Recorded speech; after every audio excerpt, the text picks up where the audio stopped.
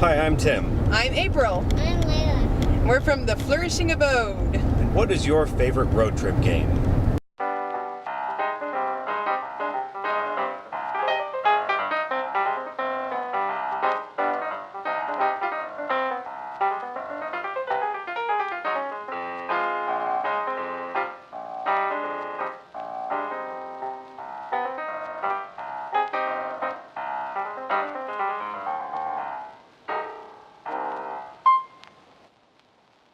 So a few days ago I asked on the blog, what are your favorite road trip games? And several of you commented. So I'm going to read out a few here. Lori from In My Kitchen, In My Life says, we play that awful banana game, but I've had to quit cold turkey when I'm driving because I get too caught up in scanning big parking lots and so on. Now, are you familiar with the banana game before being married to me? Is it the one where you identify yellow vehicles? Yes. It's intense. So basically the idea is you keep your eyes open for any vehicle that is yellow, because I guess it's not a very common one to see so much. And whenever you see a yellow car, what do you say, Layla? When you see a yellow car, what do you say? Banana car. Banana. You just yell banana, and then you can keep track of who finds the most bananas. And it's kind of one of those games that doesn't have a definite start point or end point. You're kind of always playing it if you're in the car. So that's one. Bertina, hi Mom, said, I love road trips too. For my younger to middle kids, I like to play three things. It helps to calm down a car of children, my own or others, many times. Now, do you know what this one is? The three things? I don't know if this is one that we've played very much. Oh, you mean not three different games? No, that's the game, three things. Oh, okay. Explain it. So basically what you do is you pick three items that you might see driving down the road. Maybe a flag, a cow, a barn. Now that's if you're driving in a rural area, obviously. This is where we are right now. Yes. Oh, what is that? Banana. Banana.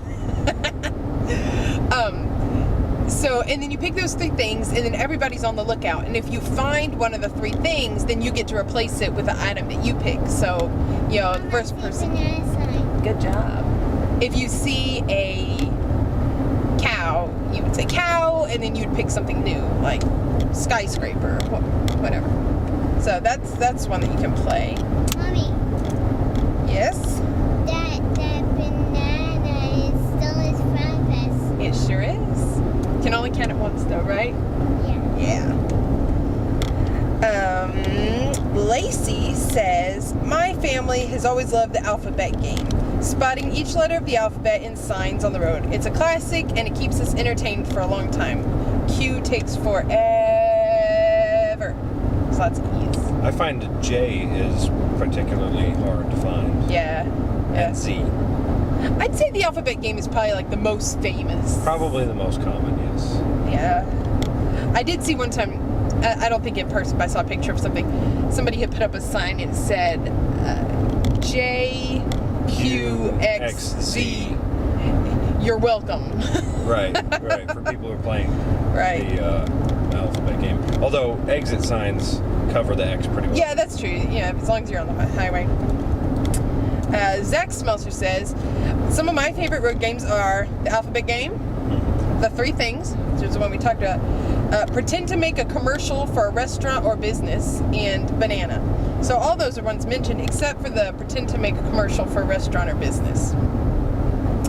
And I love those kinds of games where it's like you suddenly have to like perform. It's kind of impromptu acting types of games.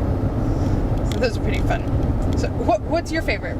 A couple of your favorites. My favorite road trip games are the ones where they also kind of double as something that helps to keep you awake, where you have to stay mentally sharp. For example, there are games themed on something like we're going on a picnic and we're bringing a blank, and you start with something that starts with the letter A. So an apple. Then the next person has to say that and then add something for B, and so forth. And you have to remember all 26, and that kind of helps keep your mind sharp. And if you're starting to fall asleep, it may help keep you awake. If I'm the only one in the car, or if everybody else is sleeping, I like to do math in my head. Like I'll look at what mile marker we're at, maybe how much farther we have to go, and divide out by how fast we're going and figure out how much longer it's going to take. And of course, by the time you do the math in your head, you've gone a couple more miles and you can start over. I know Recreational math. Recreational math may not appeal to everybody, but again, yeah, one of the differences between you and me.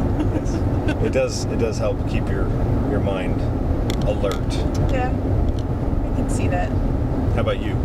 My favorite road games are loud ones, where you make lots and lots and lots of noise. That will also help you stay awake. Yeah, it also helps you stay awake. I guess the happy medium for us, if we had a really loud, keep you awake Math game. math game. Awesome. Maybe we should invent that. We can work on that later. But a couple of my favorites. Well, I always liked Sing Along, where everybody in the car picks a different song, and the driver kind of counts down 1, 2, 3, and at the same time, everyone at the top of their lungs sings their own song. And it's incredibly difficult. I mean, and you have to pick a simple song, because it's like a lot of people, Twinkle Twinkle Little Star, Happy Birthday, something you know really well. But even so, when everybody else is yelling a different song in a different tune with different words, it is really hard to sing your own song. And you just kind of yell and scream until the driver cuts you off. I always like that one. That is also probably one that is not for everyone. That might not be. Right. But I like that kind of thing. Another one is one I like. It's the radio station game, where everybody is assigned a different kind of radio station to be. Stereotypical. Yeah, like one person would be an NPR station, one person would be morning talk show host, one person would be commercials, one person would be all sorts of different things, and then the driver pretends to turn a radio dial and then he stops it and points at one person, and they point at the NPR person, and they have to, hello and welcome to NPR. Today we're meeting with Sarah Jane, who has written the quintessential work on the effects of fava beans on the modern urban family. Yeah, and then by that time, they change the channel and point out, commercials, Sunday, motor truck rally, and and you just go around, and it's just kind of fun, impromptu. So those are my favorite kinds of games. But yes, what's your favorite kind of game? A game in the car. Banana. Oh, banana. You like banana. Yeah, she's big on the banana. But anyway, so we're obviously on a road trip right now. And as we were driving along, I asked him a question, because we realized we had several of our more expensive items, like the camera, our laptops. And I said, suppose our house is burning down right now, and we lose everything in our apartment. A banana is far away. Yes, it is. What would we miss from our apartment, if we just lost it all? And we realized there are definitely things we would miss, some sentimental items, a few larger like furniture items that are special. But we realized that the list was a lot shorter than we would have thought. It wasn't a very big list. It was not a very big list. And we just started thinking, what is the rest of that stuff that we have? All that stuff. And yeah, we have boxes of things from when we moved 10 months ago that we still haven't opened. Right. And we can't even remember what's in there. Right. What are all those things? Yeah. All that stuff. So we decided that we were going to, when we get home, take a week and declutter. Go through our storage unit, go through each room, and this time we're going to have to be kind of ruthless. Heartless. Yeah. Yes. And just get rid of stuff. Yeah. Well, because the big reason for this road trip is because we're trying to move to Boston. Right. Where we're going to have Boston. Boston. Red Sox. Yeah. Where we're going to have probably much smaller apartment. Yeah. And it would just be really nice to not have to move so much stuff, be able to simplify Yeah. different areas of our Declutter. life. Yeah, declutter. So that's what we're going to be working on when we get back. So we're curious to know, do you ever feel like that you'd like to declutter? Or if, suppose your house burned down, like what would be the things you would really miss? We'd be curious to hear what you think about that in the comments.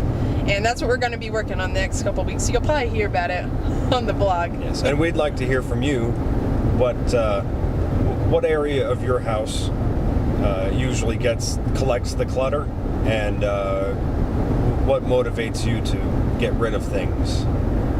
What's the most effective way to do that? So any thoughts on decluttering, simplifying, because that's what we're going to be working on. Well, anyway, thanks for watching. We're going to continue down the road, hopefully be on the road again soon. So, do you have anything to say? That's it. Say something. Goodbye.